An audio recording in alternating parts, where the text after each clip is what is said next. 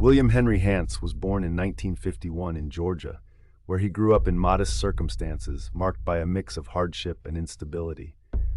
As a young man, he joined the U.S. Army, hoping to find structure and purpose in military life. However, beneath his uniformed exterior lay deep psychological issues that would later manifest in violent and disturbing ways.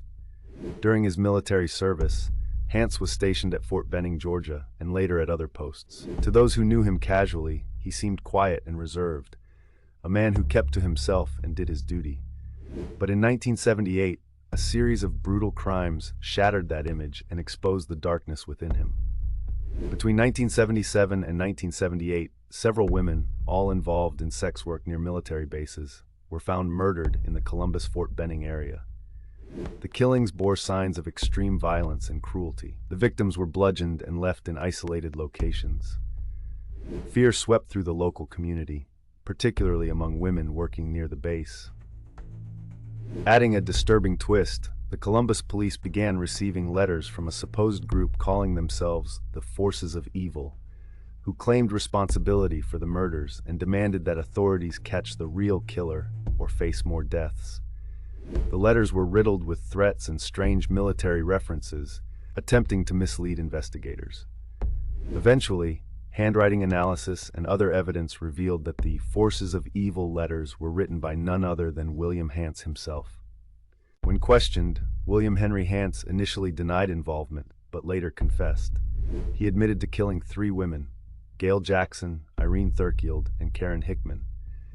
His motives were complex, part personal frustration, part resentment toward women he blamed for his own failings, and part an attempt to manipulate the police investigation.